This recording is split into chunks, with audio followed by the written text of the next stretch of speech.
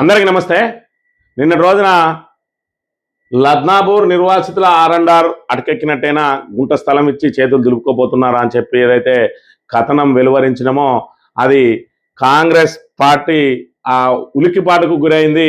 మరి నిన్నటి రోజున టీజీటీవీ మీద నిందలేస్తూ నిన్నటి రోజున ప్రెస్ మీట్ నిర్వహించడం జరిగింది. అక్కడ లద్నాపూర్ సర్పంచ్ అదేవిధంగా కాంగ్రెస్ నాయకులందరూ కూడా వాళ్ళ ఆరోపణలు ఏంటి అని అంటే ఏదైతే ఆ బుల్డోజర్లతోటి కూల్చడానికి వచ్చినాయి అని చెప్పి ఏదైతే ఆ రోజున ఇల్లు వచ్చినాయనంటే లేదు ఆ బుల్డోజర్లను పంపించిందే మా సార్ అని, అదేవిధంగా మరి ఇక్కడ ఏదైతే ఆ కోర్టులో కేసు ఓడిపోయే అవకాశం ఉన్నదని చెప్పి మాకు మేమే విడ్రాయి ఎంతో కొంత న్యాయం చేయాలని ప్రభుత్వం ద్వారా మేము కలెక్టర్కు ఆ నివేదిక ఇస్తే కలెక్టర్ను కలిస్తే ఆయన దయదలిచి మాకు గుంట స్థలం ఇస్తాడు, అదేవిధంగా సిఎస్ఆర్ నిధుల నుండి డిఎంఎఫ్టి నిధుల నుండి మరి 6.5 లక్షలు ఇస్తా అంటే మరి మీరే అధికారులను బెదిరించి సస్పెండ్ అవుతారని చెప్పి రాకుండా చేస్తారు, మీ ఇల్లు ముట్టడిస్తామని చెప్పి మరి ఆ మోసం కాంగ్రెస్ వాళ్ళు చేసి మోసం శ్రీధర్ బాబు చేసి మోసం రామచంద్రరావు గారు సర్పంచ్ మరి చేసి నిందలు మాత్రం టీజీటీవీ మీద వేయడానికి ప్రయత్నం చేస్తా ఉన్నాడు. ఆయన ప్రెస్ మీట్ కనుక నిన్నటి రోజున చెప్పిన ప్రెస్ మీటు మరొకసారి వినుకుంటూ దాన్ని పాయింట్ టు పాయింట్ కనుక మాట్లాడుకున్నట్టయితే నిన్నటి రోజున ఒక యూట్యూబ్ ఛానల్లో మేము ఒక వార్త చదవడం జరిగింది. మా లద్నాపూర్ గ్రామానికి సంబంధించిన దాని మీద వారు మాట్లాడడం జరిగింది. మేము గతంలో శ్రీధర్బాబు మినిస్టర్ అన్నప్పుడు మేము శ్రీధర్బాబుని అడిగి చాలా ఇల్లు కట్టుకోవడం జరిగింది. అప్పుడు ఆయన ఒక మాట అన్నాడు, బుల్డోజర్లకు దొబ్బడానికి వచ్చినాయని చెప్పారు, అది అవాస్తవం. చాలా ఢిల్లీలో ఉండి మేము అప్పుడే మేము ఉన్నాము, ఢిల్లీ నుంచి మాట్లాడి అక్కడ ఒక బుల్డోజర్ లేకుండా వాపసు అవ్వడం జరిగింది. ఇది ఫస్ట్ పాయింట్ కనుక చూసుకున్నట్టయితే ఒకటేమో అక్కడ ఇండ్లు అక్రమంగా మేము ఇల్లు కట్టుకుంటామని చెప్పి శ్రీధర్ బాబు గారిని అడిగి కట్టిందట. మరి శ్రీధర్ బాబు గారిని అడిగి అంటే పర్మిషన్ తీసుకొని అప్పుడు మంత్రి హోదాలో ఉన్న ఆయనే మీరు కట్టుకోండి అని చెప్పినాక అనాథరైజ్డ్ ఎట్లయితాయో ఒక్క విషయం చెప్పాలి. రెండోది అక్కడ బుల్డోజర్లు వచ్చినాయని చెప్పి మరి ఇక్కడ శ్రీధర్ బాబు పంపిండని చెప్పి చెప్తా ఉన్నారు, అది అవాస్తవం కాదు. ఢిల్లీ నుంచి శ్రీధర్ బాబే వాటిని వెనక్కి పంపిండు అంటే బుల్డోజర్లు వచ్చింది వాస్తవం. రెండోది మరి బుల్డోజర్లను వెనక్కి పంపింది మరి మీ మంత్రి శ్రీధర్ బాబు గారు అయితే మరి వాటిని ఆ కూల్చమని పంపింది ఎవరు? అప్పుడు ప్రతిపక్షంలో ఉన్న పుట్టమదుగు ఇట్లా పంపిండా? మరి మీరు ఈ రకంగా ఏదైతే ఆ మసిపూసి మారేడుకాయ చేసి మేము ఏం చెప్పినా ప్రజలు గుడ్డిగా నమ్ముతారని చెప్పి మరి కూల్చడానికి పంపింది శ్రీధర్ బాబు కాదా? శ్రీధర్ బాబు చెప్తేనే రిటర్న్ వేనే అంటున్నావు. మరి నీ పక్కన కూర్చున్నాడు ఇక్కడనే పొన్నం సత్యనారాయణ, ఆయన పెట్రోల్ వేసుకొని ఆత్మహత్యకు ప్రయత్నం చేసింది వాస్తవం కాదా? పోరాటం చేసింది వాస్తవం కాదా? మరి ఇక్కడ వందలాది మంది లద్నాపూర్ చౌరస్తాలో ఉంటే అక్కడికి మన ప్రతిపక్ష హోదాలో ఉన్నటువంటి పుట్ట శైలజ గారు అక్కడికి వచ్చింది వాస్తవం కాదా? ప్రొటెస్ట్ చేసింది వాస్తవం కాదా? ఆ పోరాటానికి తలొగ్గి మరి మీరు శ్రీధర్ బాబు గారికి ఏం చెప్పుకున్నారో సార్ ఇప్పుడు మనం కూల్చినట్టయితే మన కాంగ్రెస్ మీద దుమ్మెత్తి పోస్తట్టున్నారు అని చెప్తే మరి పంపిండి కావచ్చు, ఆయన ఆదేశాలతో రిటర్న్ అయినాయి కావచ్చు, కానీ అవి రావడానికి కూడా ఆయన్నే కారణం కాదా? అంటే మీరు ఏదైతే మంత్రి శ్రీధర్ బాబును అడిగి పర్మిషన్ తీసుకొని కట్టిందో వాటినే కూల్చడానికి ప్రయత్నం చేసింది వాస్తవం అని మీ మాటల ద్వారానే తేటతెల్లమైన అంశాన్ని కూడా మనం చూడాలి.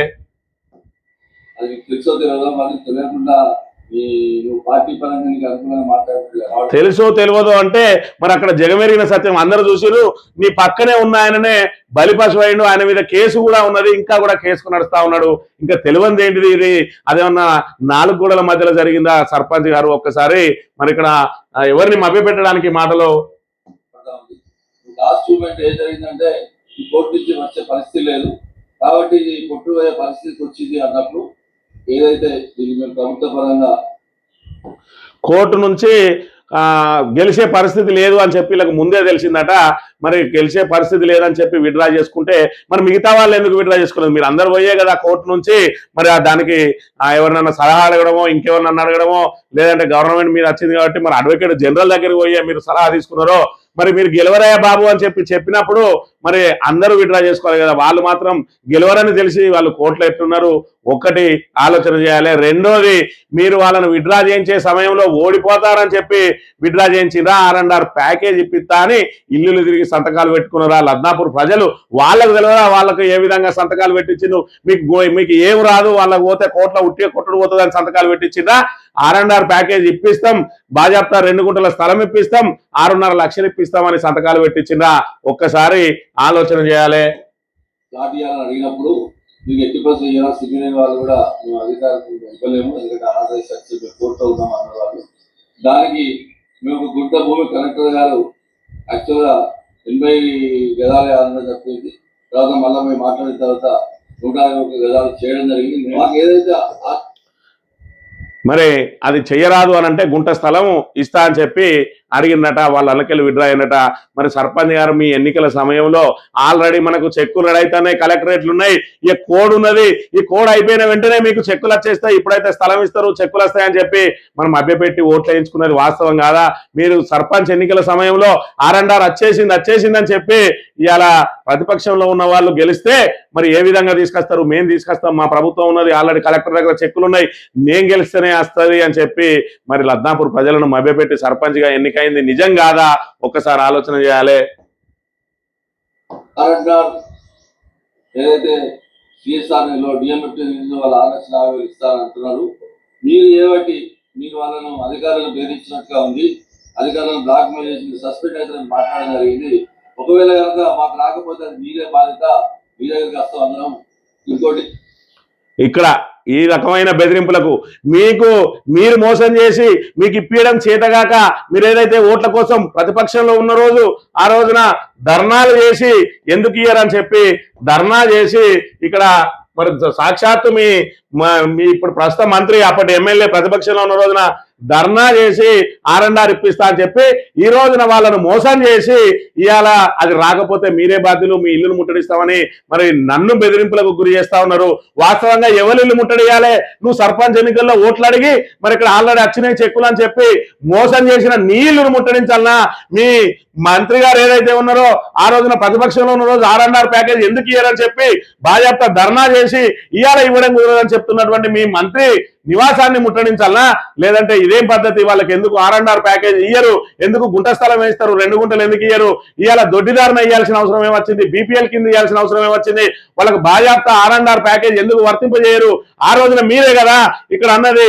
ఆ రోజున మంత్రి గారి దగ్గరికి పోయినాం మేము, బీఆర్ఎస్ మంత్రులు ఉన్నారు, ఆ మంత్రుల చుట్టూ కూడా తిరిగినాం, మీ సర్పంచ్లే ఉండే అని చెప్పి కూడా అలా మాట్లాడుతూ ఉన్నారు. మరి ఆ రోజు 1000 రోజు ఆ మంత్రులు ఏమన్నారు? ఇవ్వడం కుదరదు, అవి అనాథరైజ్డ్ అని చెప్పిండు. మరి ఇలా మీరేం చెప్తా ఉన్నారు? అనాథరైజ్డే, అవిడికి ఇవ్వడం కుదరదు కాబట్టి మేము ఆల్టర్నేట్ గా గుంట స్థలం ఇప్పిస్తున్నామని చెప్తా ఉన్నారు.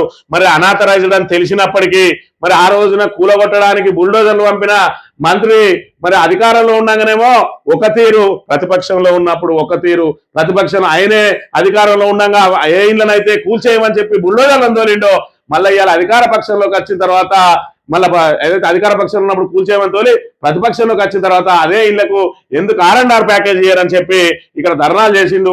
మళ్ళీ తిరిగి అధికార పక్షంలోకి వచ్చిన తర్వాత అది ఇవ్వడం కుదరదు, అవి అనాథరైజ్డ్ అంటా ఉన్నారు.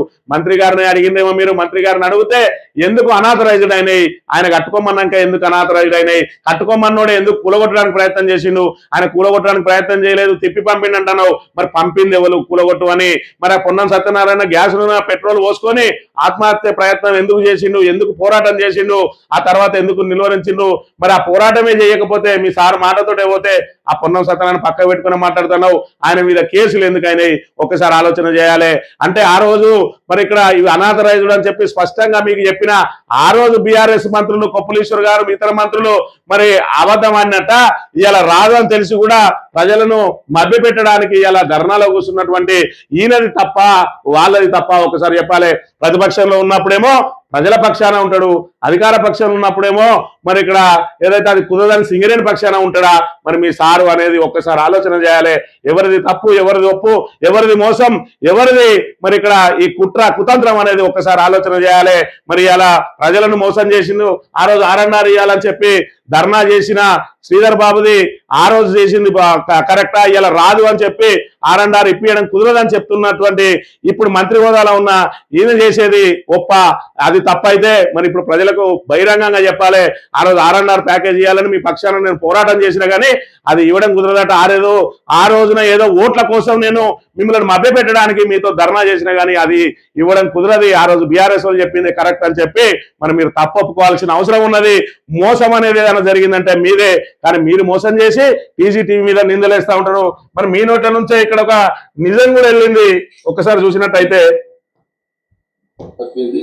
తర్వాత మళ్ళీ మేము మాట్లాడిన తర్వాత అక్కడ ఏదైతే సిఎస్ఆర్ డిఎంఎఫ్ వాళ్ళు 6,50,000 ఇస్తారని అంటున్నారు.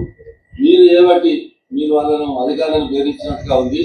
అధికారులను బ్లాక్ మెయిల్ చేసి సస్పెండ్ అయితే మాట్లాడడం జరిగింది. ఒకవేళ కనుక మాకు రాకపోతే మీరే బాధ్యత, రాకపోతే 100% నీది ఉన్న శ్రీధర్ బాబుదే బాధ్యత. నువ్వు మొన్న సర్పంచ్ ఎలక్షన్లలో ఆల్రెడీ చెక్కులు వచ్చినాయని చెప్పినావు. ఇవాళ ఏదో సిఎస్ఆర్ అని డిఎంఎఫ్టీ అని మభ్య పెట్టడానికి గుంటిచ్చి చేతులు దులుపుకోవడానికి ప్రయత్నం చేస్తా ఉన్నావు. కాబట్టి ఖచ్చితంగా R&R ప్యాకేజ్ ఇవ్వకపోతే మీరు బహిరంగంగా లద్నాపూర్ ప్రజలకు మరి ముక్కు భూమికి రాకి మరి క్షమాపణ చెప్పాల్సిన అవసరం మీకుంటది, మీ సార్కుంటది. ఎందుకంటే ఏదైతే ప్రతిపక్షంలో ఉన్న రోజున, ఎమ్మెల్యేగా ఉన్న రోజున ఆయన అధికార పక్షంలో ఉండంగా కట్టిన ఇండ్లకు R&R ఎట్లా ఇవ్వని కొట్లాడిన ఆయన ఇవాళ ఎందుకు R&R ఇయ్యడు, ఎందుకు మళ్ళీ ఇవాళ సింగరేణి అడ్డం వస్తుంది? ఆ రోజున నువ్వు ఎమ్మెల్యేగా ఉన్న రోజున తెలియదా వీటికి R&R ఇవ్వరాదు అని చెప్పి? అంటే నువ్వు 4 సార్లు ఎమ్మెల్యే చేసినావు, అప్పటికి మన 4వ ఎమ్మెల్యే అప్పుడు కూడా నీకు తెలియలేదు. 5వ ఎమ్మెల్యే అయ్యి ఇప్పుడు మంత్రి అయినాక ఇప్పుడు R&R ప్యాకేజ్ ఇవ్వడం కుదరదని తెలిసిందా నీకు? ఇవాళ R&R రాకపోతే ఇల్లు ముట్టడించాల్సింది మొట్టమొదటిగా లద్నాపూర్ ప్రజలు రామచంద్రరావు గారి ఇల్లును ముట్టడియాలే. మరి ఇక్కడ ఆ ఎమ్మెల్యే ఓట్లు వేయించుకున్నారు, మీరు R&R ఇప్పుతామని. మొన్న సర్పంచ్ ఓట్లు వేయించుకున్నారు, మళ్ళీ ఇప్పుడు ఎందుకు చేతులు ఎత్తుతా ఉన్నారు? మాకు 2 గుంటలు ఎందుకు ఇయ్యారు, మాకు R&R ప్యాకేజ్ లో 6.5 లక్షలు ఎందుకు ఇయ్యారని చెప్పి మీళ్ళను ముట్టడించాలి. కానీ ఎందుకు ఇయ్యారు వాళ్ళకి R&R ప్యాకేజ్ అని చెప్పి నేను ప్రజల పక్షాన ప్రశ్నిస్తే నేను అధికారులను బ్లాక్ మెయిల్ చేసినట్ట. నువ్వు ఇస్తా అంటే, నువ్వు ఇప్పిస్తా అంటే నేను అద్దంటానన్నా? మరి లద్నాపూర్ ప్రజలందరూ కూడా గమనిస్తా ఉన్నారు ఎవరిది మోసం, ఎన్నిసార్లు మోసం చేస్తా ఉంటారు. అధికార పక్షంలో ఒక మాట, ప్రతిపక్షంలో ఒక మాట, మళ్ళీ అధికార పక్షంలో రాగానే ఒక మాట. నా మాటలు నేను ప్రజల కోసం పోరాటం చేస్తానన్నా, నువ్వు ప్రజల కోసం మాట్లాడుతున్నావా? నీ లాస్ట్ చివరి మాటతో తెడతెలం అయితే చూడు. ఇంకోటి అక్కడ మన శ్మశాన వాటిక అన్నారు, అసలు మేము ఇక్కడ వెళ్ళి చూడలేదు. శ్మశాన వాటికి కూడా మేము ఆర్డీ వాళ్ళకి తెలిపడం జరిగింది, దాన్ని చేంజ్ చేస్తా అన్నారు. ఆయన మాట అయినుంది.